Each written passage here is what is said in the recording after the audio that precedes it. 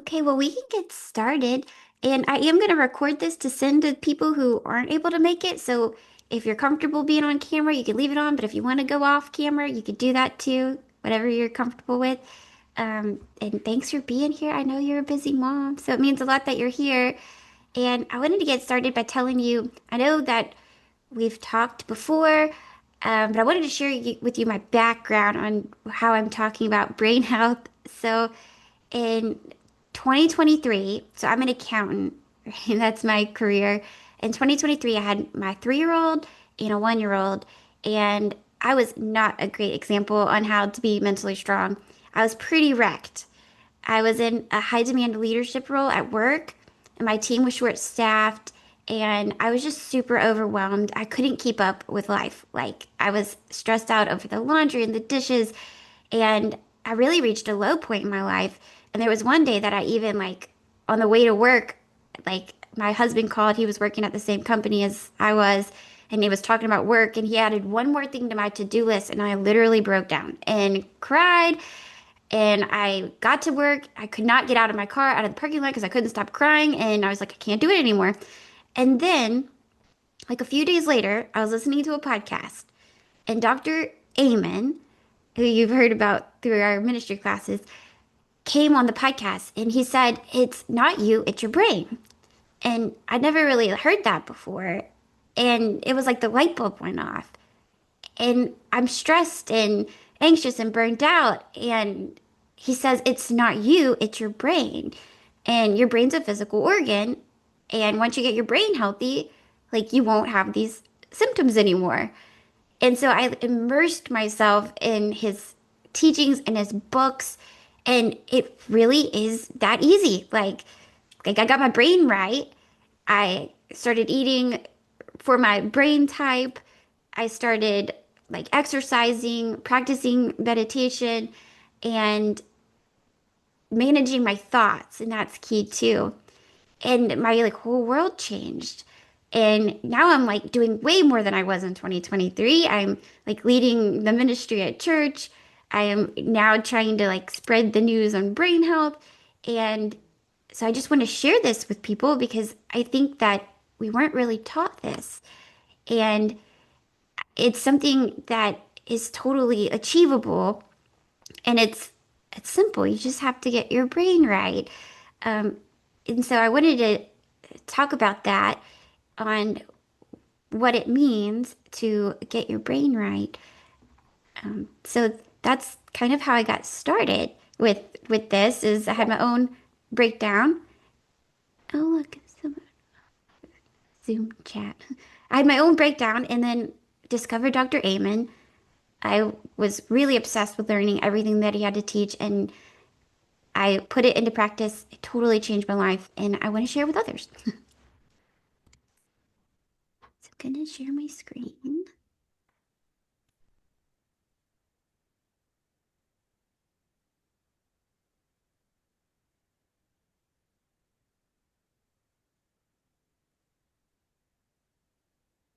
Okay, so your brain controls everything. Your brain controls. Oh, can you see my screen? Is it Yes, ma'am, I can. I was going to say I can. is it the right screen? Hang on. I was going to say I see Is it? pictures of two different families. Oh, okay, good. Yeah, that's what I wanted you to see. Okay. Okay, so your brain controls everything. How you love each other, how you experience pain, that's all happening in your brain. And when your brain's not healthy, that's when trouble can arise. But the good news is your brain is a physical organ and has the amazing ability to change. And your brain can change. And this was like news for me. I had never thought about my struggles being in my brain and that it being like able to change. I've had anxiety my entire life. And so to overcome anxiety was something I never thought that I could do. I thought it was just who I was. And what makes this possible is neuroplasticity. So the brain is made up of these neural pathways, and they're strengthened by our habits and our actions. So the more we do things, the stronger these pathways come. And the way I was living my life, I was strengthening the pathways of stress and anxiety because I was working nonstop over hours. I never took lunch breaks, and I just never told my brain to be calm, and I never practiced being calm. So my brain only knew stress and anxiety. And that showed up in my life as I was always irritable and I wasn't sleeping because I'd wake up in the middle of the night, like worried about work, racing thoughts, and I couldn't get to sleep. But the good news is these neural pathways can be rewired and you can like train your brain to have other habits. So you can have habits of being calm and relaxed. And it takes practice, but over time the pathways can strengthen to be how you want to live. If you happen to have habits that are off the path that you want to live. So this is really exciting for me and I'm really excited to share this because your brain can change. Now the trick here is to look at the brain for two things, is the physical brain and your thoughts. And I like this diagram because they both work together. So your thoughts are actually coming from your physical brain. That's where your thoughts begin. So your physical brain impacts your thoughts. So if you've ever been like super worried about something and people from the outside just say, stop worrying, and you can't, it's because your physical brain is overactive. Those anxiety centers of your brain are on fire and you can't stop thinking. And so it really takes both your brain does impact your thoughts. But your thoughts actually send signals back to your brain. So it's really a two-way street and they impact each other. So the brain is a physical organ, and the health of this impacts the signals that are being sent to your thoughts. Oh, so this is back to the brain being a physical organ. So if you've had a terrible night's sleep is another example.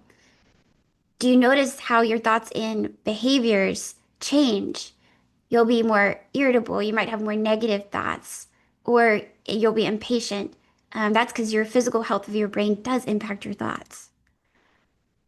And then vice versa. So here on the screen are brain scans. So Dr. Amen's known for brain scans. And here, these are SPECT images, so it's showing blood flow.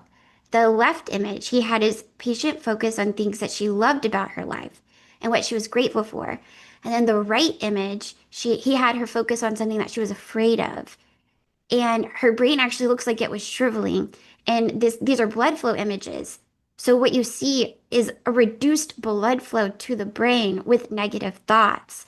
So your thoughts are so powerful that they actually reduce the blood flow to the brain, or vice versa. Like happy thoughts can increase the blood flow. So mindset and thought management's been big in athletes now because part of the brain that is affected by your thoughts is like the cerebellum, which is your movement and motor control. And so if these athletes start spiraling with negative thoughts, then they'll actually like play worse. And so it's big for them. I'm glad that this is happening, that there's a movement to focus on mindset and thought management for these athletes. So do you notice um, that there's a connection between your brain and your thoughts? And your physical health if you're not sleeping well, and your thoughts, how that can be impacted, or vice versa. If you have negative thoughts and you spiral on those negative thoughts, like you might actually feel sick to your stomach sometimes, and there is a physical impact to your thoughts. So thoughts are really important. So after years of studying the the brain, and mostly for my like personal development, I've kind of like simplified it into the two things, the thoughts in the physical brain. And I've come up with this formula um, to help explain this and put it into practice in my own life. So this formula addresses the brain health and neuroscience with thought management. And I call it the Love Your Brain formula. And it can be used in the moment or as a guide for like long-term relief. So the steps are, the first step is to love your brain, which I'll explain more in a bit. The second step is to optimize the physical health of your brain, which I think is missing a lot of times. I know when I talk to therapists, like they never asked me about physical things. Like they didn't ask me if had any food allergies that could be messing with my brain or how I was sleeping. So optimizing the physical health of your brain is really critical to handling your mental health. And then the third step is to empower your thoughts. So this formula can be used as a self-coaching tool. So I'm going to walk you through each step and then I'm going to invite you to be coached if you want to like tell me a problem that you're struggling with and we can walk through the formula together. So the first step is to love your brain. And it really is to acknowledge what is happening and that your brain is involved. And then you accept it and you allow it without resistance. And you give yourself grace and compassion for being human. So there's some neuroscience behind this. Identifying what is happening activates your prefrontal cortex, which is your brain's control system. So I study mostly Dr. Amen, but I also listen to a handful of other doctors. There's one doctor called Daniel Siegel, and he says, if you name it, you can tame it. So sometimes just naming the problem will shift your emotional brain to your logical brain, your prefrontal cortex, and will help you feel better. So this first step is to identify it. And I think this step also really brings you hope when you acknowledge that what you're experiencing is really just a reaction of the brain. If you're having a panic attack and you can acknowledge, like, oh, this is my brain thinking there's fear, then that's awareness that this is a temporary physical response. So there's a lot of hope in that because your brain can change and there's no feeling that is permanent. And it also brings awareness because when you're aware of something, you now have the power to challenge it and to change it. So first you have to know what the problem is before you can fix it. And then lastly, this step brings self-love because it's not you, it's your brain. Your challenges, your guilt, your struggles, it's all symptoms of the brain. And this is also supported by a neuroscience strategy. Kristen Neff is another doctor who studies self-compassion.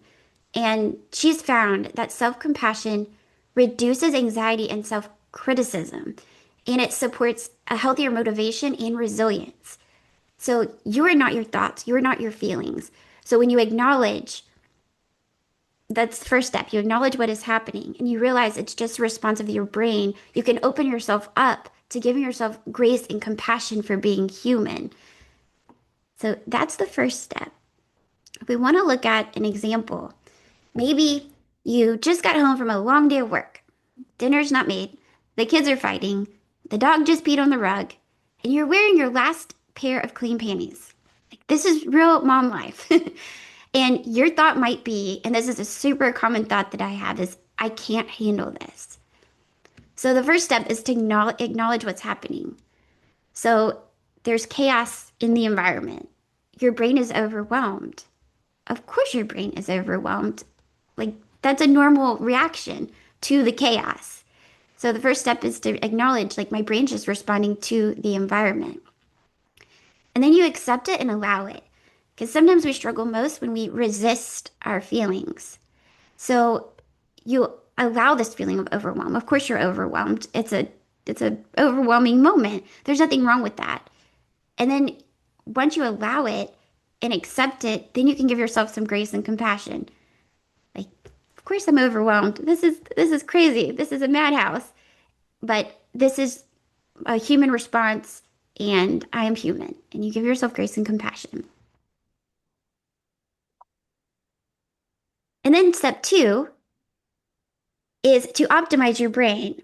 And so in our example, if we think I can't handle this, step two is going to say, let's be curious. Is there something going on physically in my brain that's hurting the way I'm responding to this? So a lot of times I notice if I don't get enough sleep, I am going to be extra irritable. If I'm PMSing, I'm going to be more irritable. And just having that awareness that This is a physical symptom from the physical brain, can sometimes get you out of your overwhelmed state. So you can ask yourself, you get curious, what does my brain need right now? And then you want to respond with compassionate action.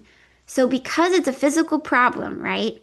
Being overwhelmed is a physical response from the brain. It will respond by physical things. So taking long, slow breaths is the best way to physically calm your brain. When you exhale longer than your inhale, you send a signal to your brain that things are fine and you're safe. Maybe you're dehydrated and you need to get some water. Or maybe if it's too much for you to handle, maybe you can remove yourself from the chaos. Um, Maybe you could play some calming music. So there's physical things that you can do to address your situation. And then step three, if you're not already like out of the overwhelmed state, you can empower your thoughts. So I like to teach 6 tools, and some of these might be things that you've heard of before, especially if you're into like self-development. You've probably heard of boundaries, mindfulness, and but the way I like to show this is it's a tool to be applied. So I think sometimes we learn things like boundaries, and it's super great. Boundaries are awesome, but when are you actually putting them into practice? And so step three is to take these skills and these tools and remind yourself to put them into practice. So in this case, the easiest thing to do is Dr. Amen's ants. And this is actually what we talked about in our ministry class last week is As you can say, I have the whole paper. yeah, yeah. So it's so quick and easy. You identify the thought and then you challenge it. Is this thought true? So to apply the example, I can't handle this.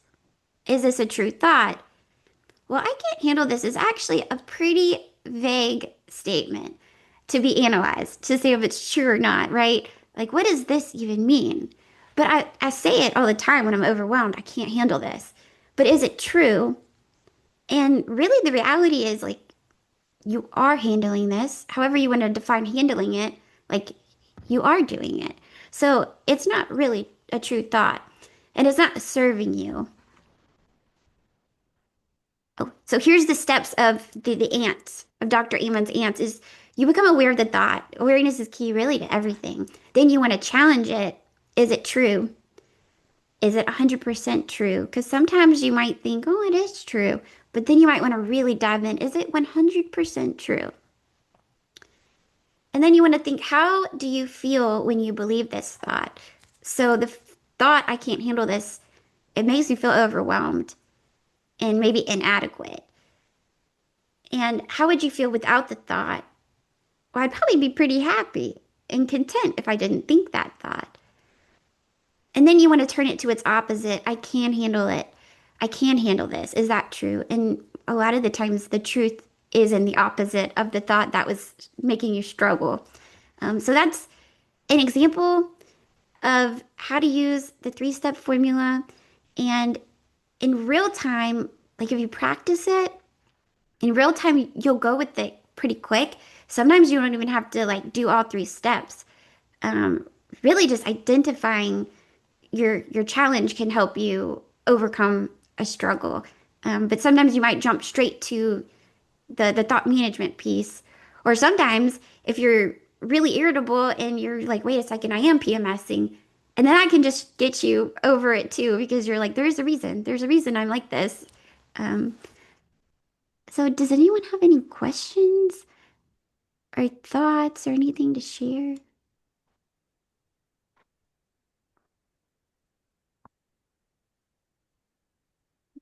Some more people jump on. And if you want, we can work through an example together. Can you see a spreadsheet? Yes, Yeah, ma'am, I can. I'm a big fan of spreadsheets, but would you like to work through an example?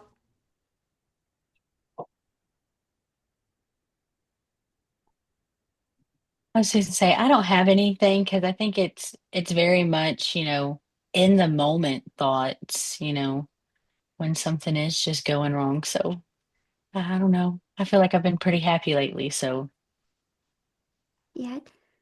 Do you want to work through? I think that you made, share it like this. I think you made a comment that you were unsure of, like maybe like the direction in your life. Would you want to work through that? yeah, my career path, yes, because we can. I was just gonna say if you want to use mine as an example, because like that, I have three different ways that it's pulling me of, I'm not young, but I'm 26. And, is it, I feel like everybody can go back to college whenever they feel ready at any age. So, like that, is my career path college? Is it a path of getting a normal job? Because, like I've mentioned before, my fiance does let me stay home, but that was just because of the accident that has happened. So, is it time to get back out there for that? Or that, with my accident happening, uh, my family passing with the house fire, uh, do I want to be really passionate about, fire safety advocacy? So those are, yes, that's my life pull right now. Those are, you know, what I want to do with my life. And so is there like a problem that you're experiencing with this? Like what you're I feeling? think I think it's very much I've never put myself first. Uh I like you've mentioned before, I do talk to a therapist and her big thing was, you know, what do you want to do for yourself? And like that, I've never put myself first. It's always been other people need me, my son needs me. So what do I want to do for myself? Is that I don't have any thought because and like that, she told me to think about it and I have not thought about it because So there's just like that in the brain, you try to do pros and cons, but my negative thoughts are higher than my um, positive of putting myself first. okay, so you never think of yourself first. We could kind of put that in the situation. And what kind of feeling comes to you in this situation? Is it Sadness, because wow, that I think about it, it's mhm, nothing's ever been about me. So it's time to put myself first. yeah. And And like that, I have a lot of support of, you know, whichever one I want to do. I just don't know what to do. sadness. Is there guilt too, or is sadness like the dominant? Probably, Mm, probably guilt too, because depending on which one, I pick, there they'll have to like that, sacrifices of, uh, because like right now I am a stay-at-home mom that, everything gets done in a timely manner, but if I decide to choose something else, those things probably won't get done in a timely manner. So then like that, you get those overwhelming thoughts of one thing on top of another, on top of another, on top of another. okay, okay. So let's see. We could stick with the sadness, and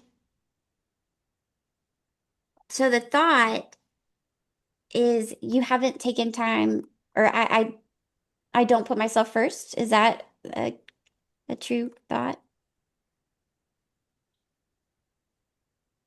And when you think that, you feel sad. Now, I want to point out here too that this is just a thought, right? It's just a thought that you don't put yourself first. So if we go to step one, and when you think I don't put myself first and you feel sad. So the first step is to acknowledge like this is just a response in my brain. So there's a physical feeling when you think I don't put myself first, and that's just how the brain is responding, and that is okay. Like that is a valid response, right? To the thought, I don't put myself first.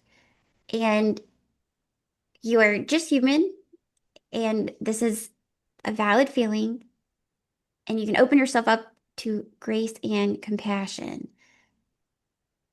So it's okay to be sad for the moment. And now let's move to optimizing the brain. So this is kind of the fun part for me because it's almost like a puzzle. So when you're feeling sad, that is impacting your limbic system of the brain. And there are ways that you can boost your limbic system. And so if we want to get curious, we're going to say, how can I like not be sad about this? Um, so I have some examples here, but in this case, I would brainstorm like what gets you happy? Like if you are sad, what are things that do the opposite?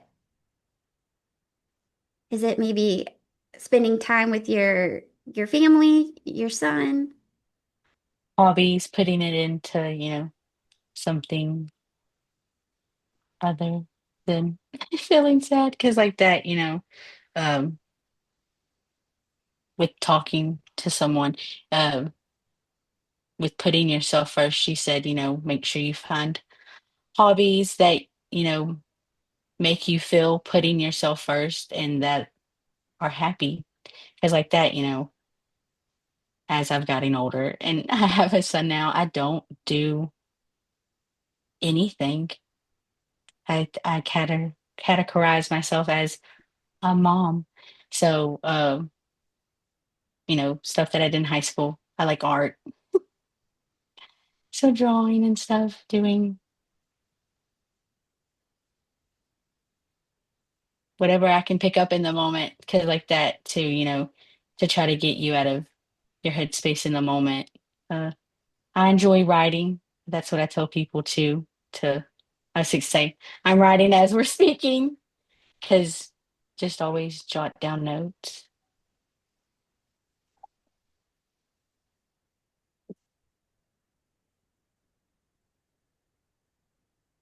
And something else is gratitude. So just like, our thoughts send signals to the brain. So thoughts of gratitude actually boost the happy neurotransmitters.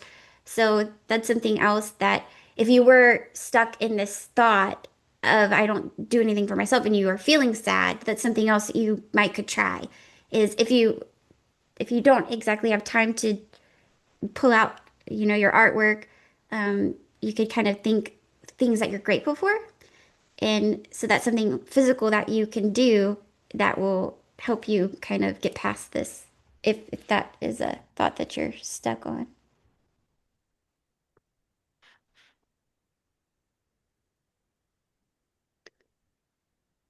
And then the third step is to empower your thoughts. So I like to share, there's 6 different tools.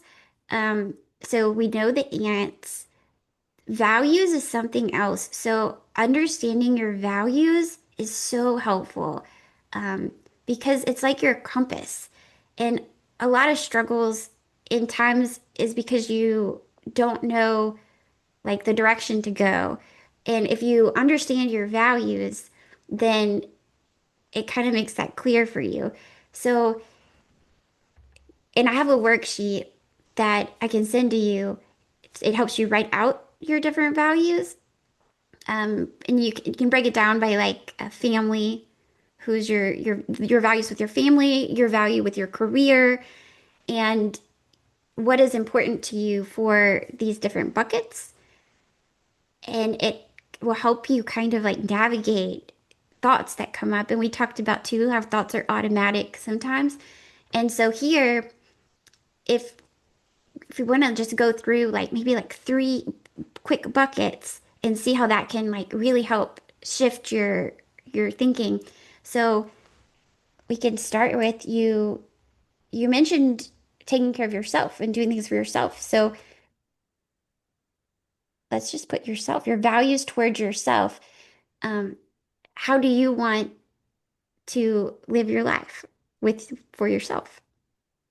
What is important to you? Happiness. Happiness. Um, myself, um, opening my faith, as we had talked about that. Me starting this and coming to the uh hope on the table. Mm,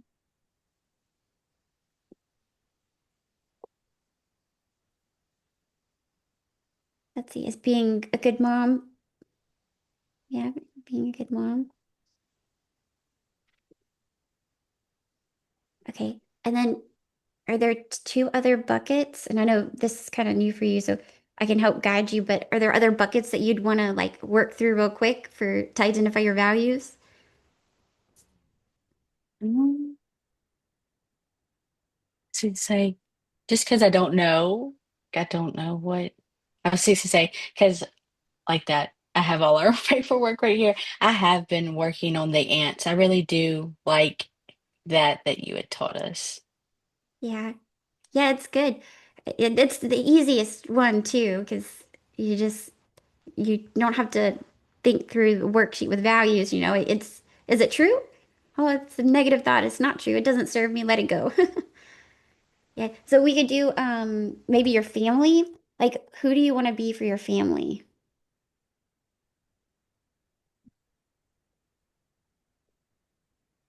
There. Yeah, present. You want to be present. I'm happy for them as well, not groggy.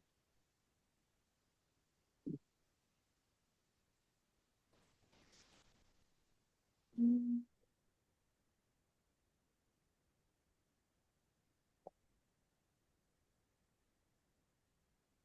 Okay. And then do you want to put what your values are for, and I don't even know if we want to label it career, but there's maybe another word for that.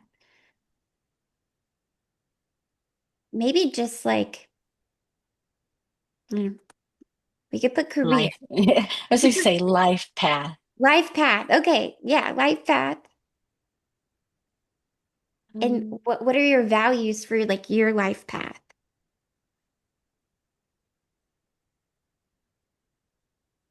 like that, doing something that will make me happy, nothing that, later down the road that I'll regret, that won't serve me being happy.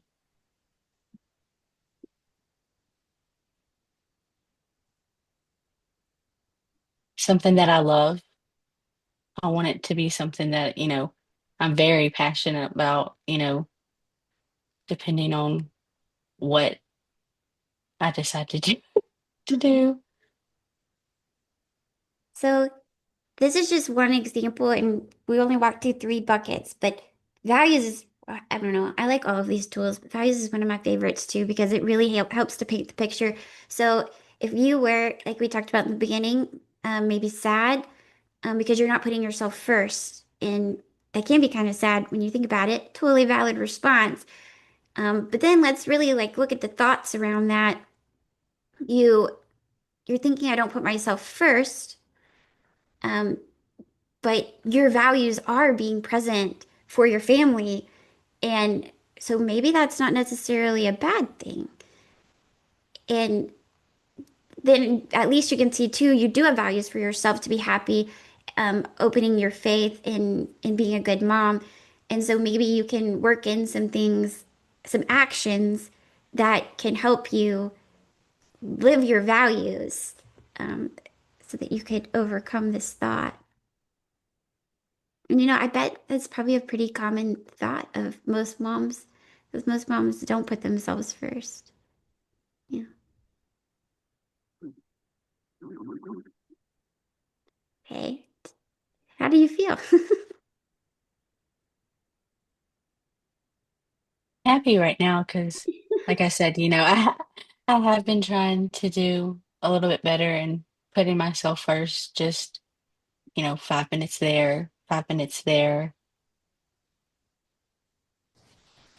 Mhm. I was Yep. just gonna say, you had pointed something out to like what you do that you stop every hour and think about uh what's real and what's there. I think you said it was like your five senses or something. Yes, As yes. I say, I have it written down. So I've been doing that as well Oh, to nice. just to, you know, get out of your head and to, like that, even stopping for that moment to me, I feel like that's some me time to where I can just sit and breathe for myself and not have chaos going through my mind. Yeah, yeah. Well, that's good. And if you think about it, you might come up with some other examples on how you actually are doing things for yourself. So next time you have the thought, and don't feel bad about having the thought because it's an automatic thought, and there's some reasons behind the thought. I don't put myself first, but maybe if you think on it, you might be able to come up with other ideas. Well, is it true? And then challenge it. And maybe you can come up with a list of things that you are doing for yourself, to get past it because it is just a thought. I don't put myself first. It's just a thought. Okay, let's see. We have Oliver and Tina's familiar with this formula. Would you guys like to work on an example? Super happy you're here.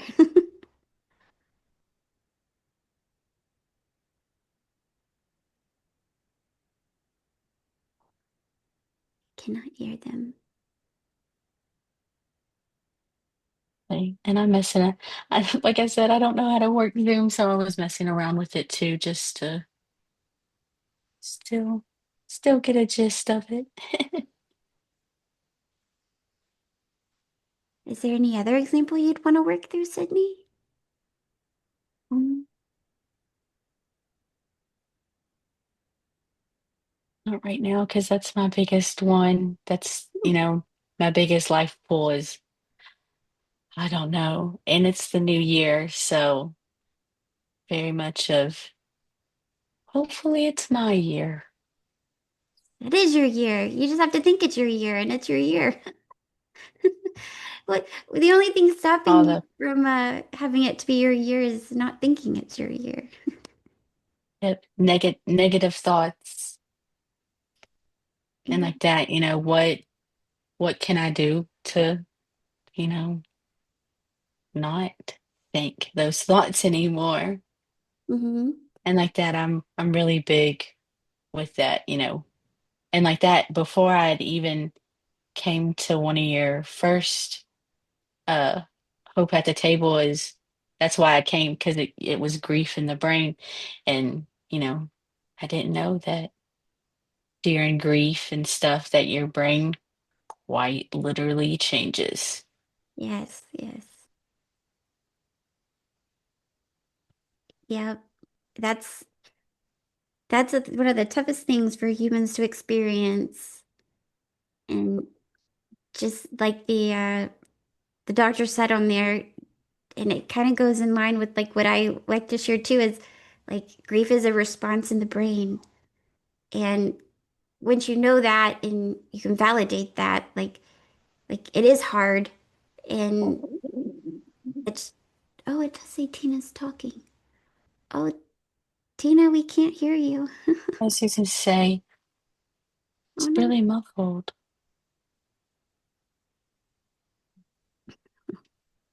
Whoops. Oh man. I wonder. Yeah, grief is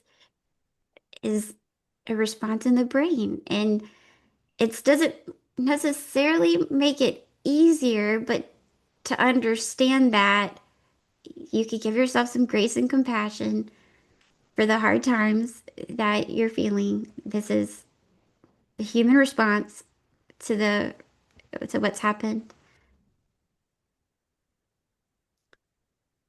And it might also come with some negative thoughts. I'm sure your your experience might have had a lot of shoulds or could haves or what ifs. And those are just thoughts. Automatic negative thoughts, and they're not true. And they don't serve you.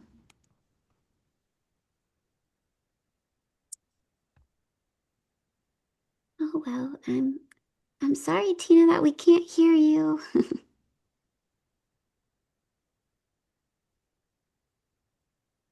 Okay, well that's what I wanted to share is this Love Your Brain formula, and it's really to get the word out that like your struggles are coming from your brain. And once you get your physical brain healthy and you can learn to manage your thoughts, there will be nothing that can stop you. Nothing can get you down. Yeah, but it does take both. It does take both. Right?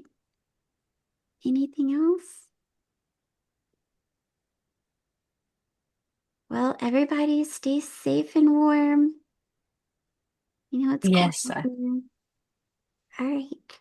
Thanks for joining, everyone. It means a lot that you're here. Thank thank you. you. All This was right. great. Oh, thanks. Hey, Oliver, do you want to practice something?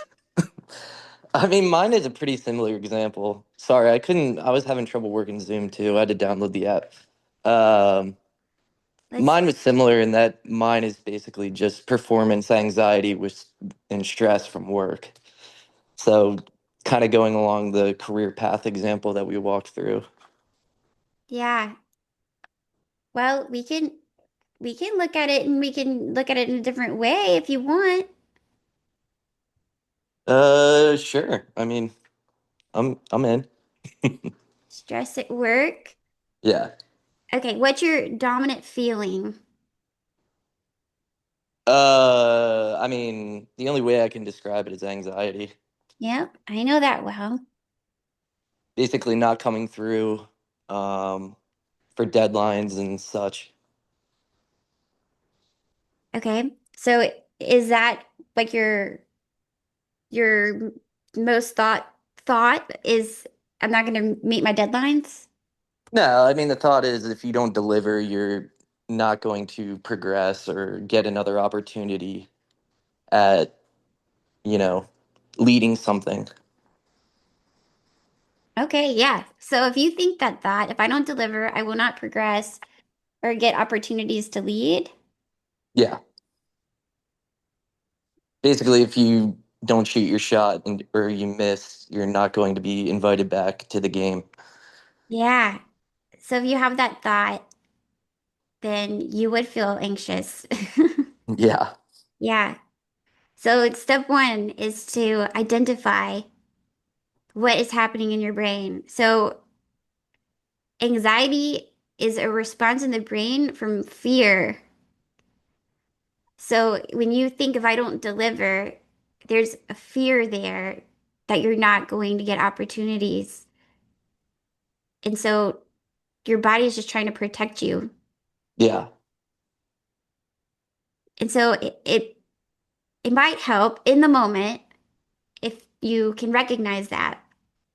Like this is me responding. And I know sometimes anxiety is like a habit, like it's there all the time. Um, and so it might be harder to identify when it happens if it's always there. Yeah. And I think that can be approached a little differently, but in the moment, like if you do feel it in like an isolated moment, and you recognize it and you catch it and you don't resist it. I think this is where like I've struggled with and I found a lot of relief in this is like you don't try to not be anxious. Like you have to like really let the feeling like happen and pass and like notice like okay, my brain is anxious because it's trying to protect me. And this is just how my brain's responding, but I'm okay. And this is a temporary feeling. And that can be really powerful. Just like not trying to not be anxious. Yeah. I've been also trying to combat it with, I mean, most of the time, none of this stuff is really important, right? It's not like your family, it's not life or death. A lot of stuff at work is just work, right? So, kind of processing priorities like, hey, I have my health, I have a wife, um, and this is ultimately just a project, right? Yeah, yeah. But and your brain really doesn't know the difference. Almost like scary movies. Like it could be scary movies about a dinosaur and like you could be scared and your brain will be scared. Your brain will respond because it doesn't really know the difference between like real life fear and like the movie fear. And I think like our habits and the way we think and your performance, like you want to be a high performer, and so you've associated that with like a life or death thing in your brain, and that's how your brain's responding. So it's good that you acknowledge that. That Yeah. yeah. So what are you doing to optimize your brain? Um, so I'm not, this is my first time hearing the equation, so I don't really have the tools laid out. Um, so I really don't know what I'm doing to optimize it other than making sure I have enough sleep. Oh, that's Um, great. Yeah. because I know well, that's part of the anxiety is you end up like staying awake all night and then it just exacerbates and rolls over into the next day. So I've been trying to, take melatonin and vitamins and stuff to make sure getting rest at night so that it doesn't snowball. Yeah. Yeah, that's good. Um, for me, I wasn't I thought I was eating healthy, and I talked to you a little bit about this, Hmm. and but I was eating keto and not having carbs was actually not serving my brain because I was like obsessed with work. And that's a particular part of the brain called the anterior cingulate. So if you find that you are like obsessed or you like feel like you're obsessed with work, like you can't stop thinking about it. Hmm. So you'll need like more complex carbs in your diet, but not like pastas or breads because that will spike your sugar and do the opposite. So sweets and things actually will do the opposite because you have the high and then the crash. But it's kind of difficult because like I find that I like crave sweets because like my body like wants the sugar, but it's actually harmful in the long run. Yeah. Yeah, and are you drinking enough water? Yeah, I've been pretty good with water. Um, and I'm trying to eat better too. Yeah, that's good. What about caffeine? I'm pretty good with caffeine. I will take like very long uh spells where I don't do it. I try to watch my caffeine because my anxiety gets like crazy if I'm drinking too much coffee. Yeah, yeah. I used to get like that too. I would jitter too. I do like fasts where I'll go a couple months without coffee and then I kind of reintroduce it back in, and then it's just a cycle. I should give it up completely, but occasionally I like it. Yeah. So something that I started like last year and I wish I had done way sooner is to like train your brain to be calm. And it's like you might hear meditation, but I like to say practice being present because when you're anxious, you're not thinking about the present moment. Like you're thinking about all the 100 things on your to-do list that haven't been done, and you're thinking about not hitting the deadline, and you're not like in the present moment. And if you're truly in the present moment, like you really won't have any struggles. Like your struggles are when you think things should be different in the past, or you're thinking about the present, or on the future. And so what I started doing, and I got this from Dr. Aditi Nurkar, and she's a stress management doctor from Harvard. And I definitely recommend, I'll try to find like a short video that she's talking. And she says to stop, breathe, and be. And she used to do this during her rounds. And she said she would do it 20 times a day. And every time she'd go through a door of a patient, stop, breathe, be. And when you think about how the brain is wired, and if you're wired for anxiety, because anxiety is a habit, if you try to like stop that habit, you have to practice being calm. And I found this so helpful, Oliver. Like, I struggle sleeping, and when I do this, and I would do it like every hour, I would set my watch to go off every hour, and I would just like practice being calm, and I would like take some deep breaths, and I would focus on my five senses and just be present and calm. And like, I 100% of the time will sleep through the night. Like, it is amazing. And I wish I'd started that sooner. And so I'm gonna find you a video of her so you can hear it from like her point of view. But it's I think it's super helpful, and it sounds really like fluffy. But if you think about like the neuroscience behind it, like every time you do something, you strengthen the pathway. And what you're doing when you're a workaholic is you strengthen the pathway for like your anxiety and your working.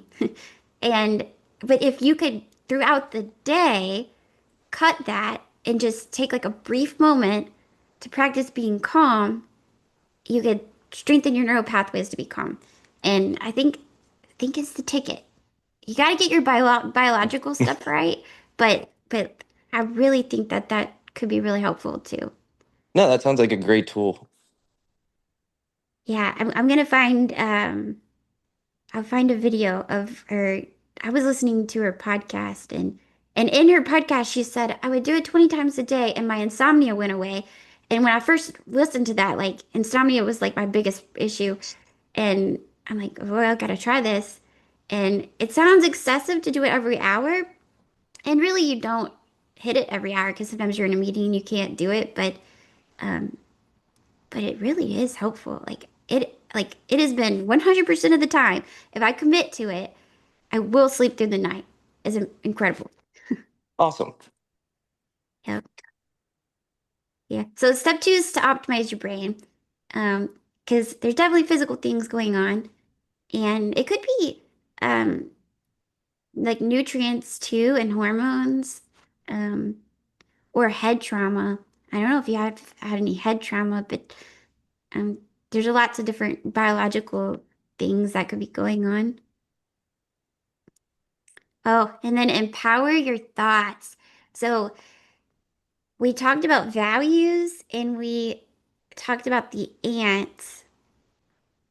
So we could practice another one. And I'm going to go to the mind shift tool. This is something that I learned in my life coaching program. And this life coach that teaches people to be life coaches, like this is her only tool. Like this is how she coaches people. And it's so powerful because it teaches that your thoughts create how you feel, which impacts what you do and ultimately what you get as a result. And your your thoughts are just so powerful, like we talked about. It literally changes the brain. So we're gonna just take your thought from down here. We're gonna put it here.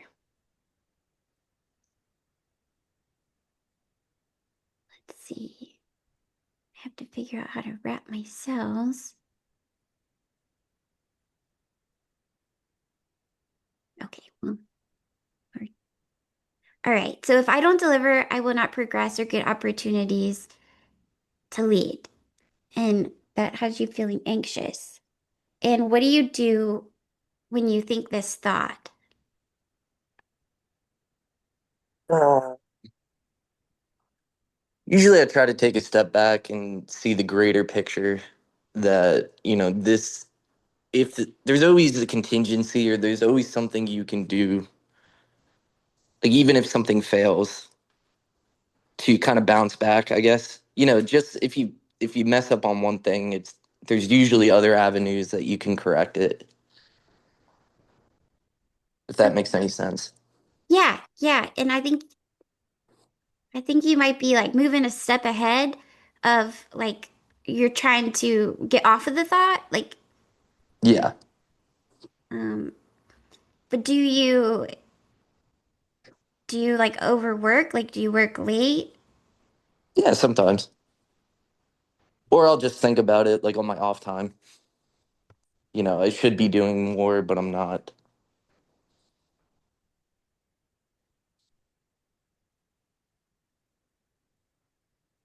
Okay.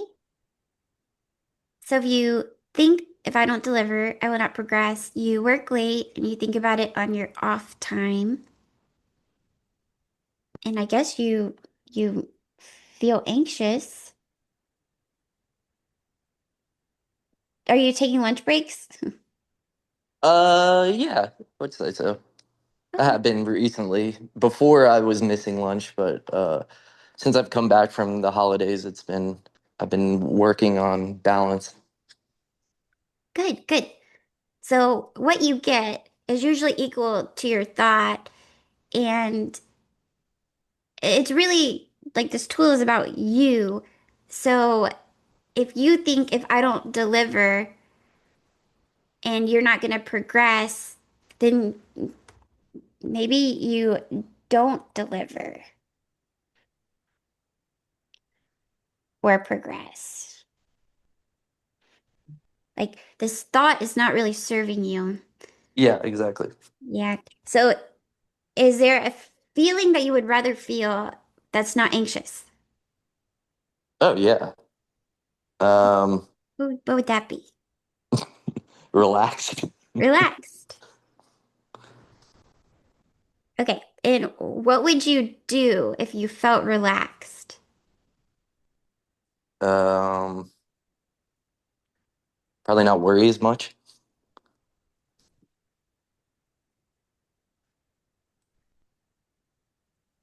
Yeah.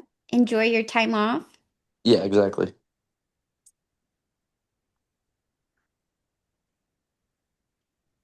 And so what would you have to think to feel relaxed? Um,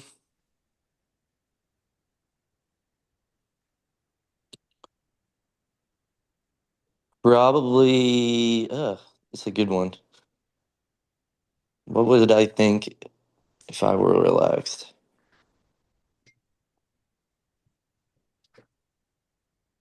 That I mean, your job isn't always like the most important thing. You Yeah. know, there's other priorities that are above that. So I would probably you would take in life more as opposed to just like work fixating on work tasks. So I can enjoy life and work, maybe. Yeah, work-life balance.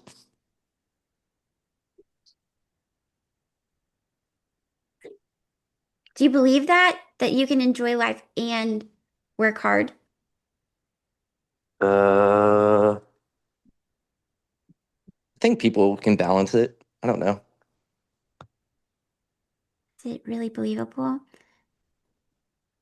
I think that leads into like mine too, what I don't know, because like that, I see my mom as an example. My mom's been in her job for, oh, I think 30 years. And at times, she does like it, and at other times she does not like it. So find something that, you know, will make you happy. What will make you happy? Because like that work doesn't have to be stressful. And it Yeah. shouldn't be stressful. You should find something, positive and serve you. Because like that, like I said, I feel like anybody at any age can go back to college for anything that they want to, if that's, what they decide. Feel like that I'll be 26 and I'm so nervous to go to college if that's what I decide to choose. But I know that at college is to go to school to get a job that I will love. I'll go to school for radiology, Hmm. and radiology is something that I feel like I would enjoy. I hope I enjoy it, because then like that, like down the road, if it's something that I don't enjoy, uh, then like that where it gets stressful, probably. And then I would probably, knowing me, I have a tendency to quit. I'd probably quit, which isn't a good quality to have. Don't ever quit your job. So, all right, so you want to feel relaxed and it needs to be believable. Would you be able to believe, like, I can work at work and then be like, or leave work at work? Maybe it's just leave work at work. Is that Yes. believable? I think that's perfect. Okay. And that might be really hard if you have an obsessive tendency, which I do. And but the good news is that obsessive tendency is a particular region of the brain, and with proper nutrients and like support, you can wiggle it. Um, you can wiggle it. It's called the gear shifter. Hmm. It's called the gear shifter. And clay, if you know, clay is like the absolute most overactive gear shifter I've ever met. And he started taking omega-3, and I really think it's helped him. So they say it's like a gear shifter in the oil, fish oil, omega-3 fatty acids helps to shift it. So there's other specific things that you can try. And I can send you a list of those of what Dr. Eamon recommends to help you shift the gears. And that was one of my like biggest challenges is I was totally obsessed with work, and I felt the most like relief from the obsessive thoughts. Like I don't really get those anymore.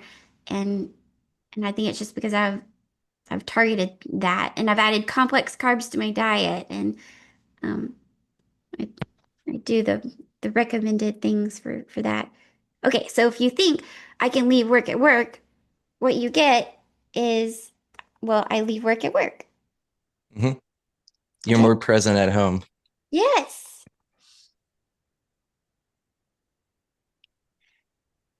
And just like we talked about with Sydney, like these thoughts that if I don't deliver, I will not progress, or just a thought, like it's not truth.